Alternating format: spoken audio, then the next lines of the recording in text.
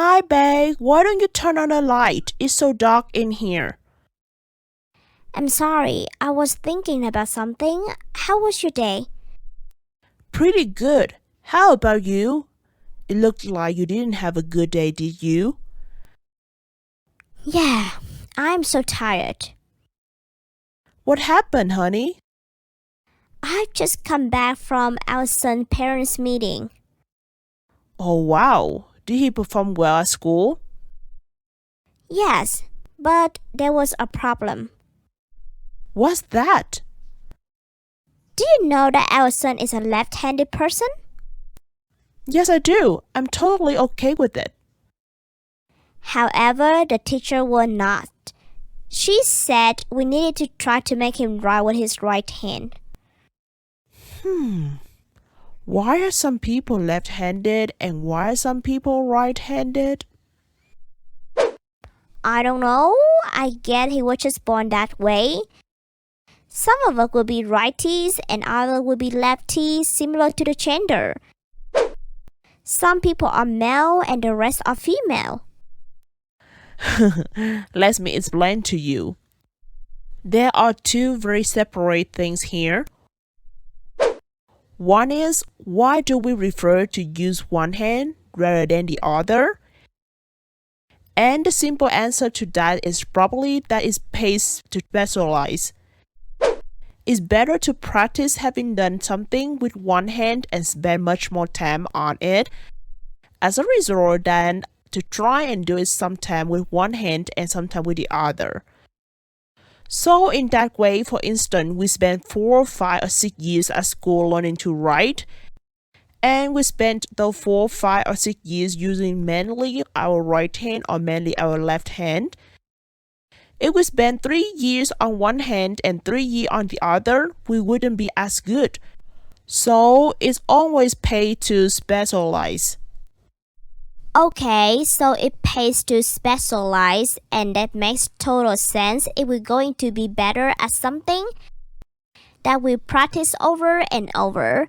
And if we're practicing it with one hand, we're going to get really good at it. But how do we determine which hand to use? I think the simple answer is that it just feels natural to do it one way rather than the other.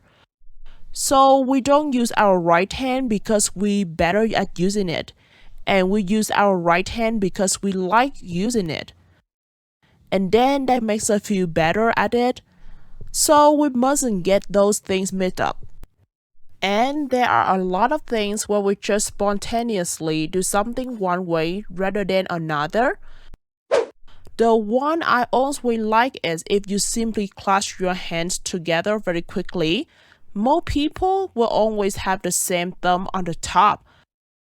I always have the right thumb on top when I clasp my hands. I haven't practiced it. I'm not necessarily skilled at doing it. It just is the way I do it. I can because I have a video link that shows you doing it and thinking about it. So that's just a preference. If it matters, it probably become very skilled at it if I had to do it very quickly or something. But I do it that way around, so it's just a preference in the end. Really? Try it. Clasp your hand together with your fingers and twist it. See which thumb is on top.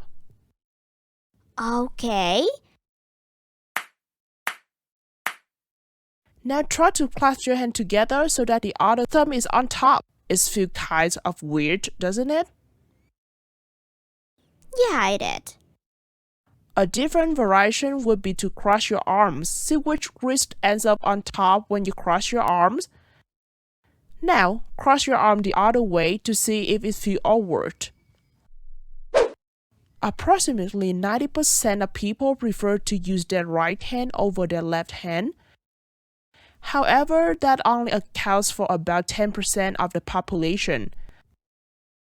So, if you have two parents who are right-handed, you're much more likely to be right-handed than if you have two parents who are left-handed. It's far from straightforward, but nevertheless, If you look at the large numbers of families, that's a pattern you find. There's something in our gene that makes us most likely right-handed. Why we mostly right-handed? It is a different question. And it probably comes from the fact that our brain is asymmetrical. And so I'm talking to you at the moment with the left hand of my brain. And most people use the left half of the brain to talk. So our brains are very asymmetrical. And asymmetric means not the same on either side. What do you mean? I don't really understand. Our brains are different on the right and left side. With the left half being what we call dominant is more important one for language. And it's likely that the fact that our brains differ on opposite sides involved from the fact that our bodies differ on the opposite sides. That's fascinating because we think our bodies are looking pretty much the same on both sides. We imagine our body to be almost the same on both sides and they are on the outside. Because if one leg is longer than the other, you end up running in a circle. When you're out in the world, you need to be the same. However, look inside our bodies and consult our surgeons about what's going on inside your gut, abdomen, and chest. They tell you, though, that the livers are on the one side, the spleen is on the other, the appendix is here, and so on. Inside, though, it makes no difference. It's only visible from the outside. It's important that we're symmetric. The two items are about the same. So there are a lot of unusual things here, but it only counts if they are the same on the outside of the body. On the inside, nobody cares. There are different things that are happening inside our body that are not the same on either side. It might make some people left-handed. Understand all of this could not help our son's teacher accept his difference. Don't you worry, I will talk to her. Actually, the left-handed have better problem-solving skill and it is more likely that they can make more money.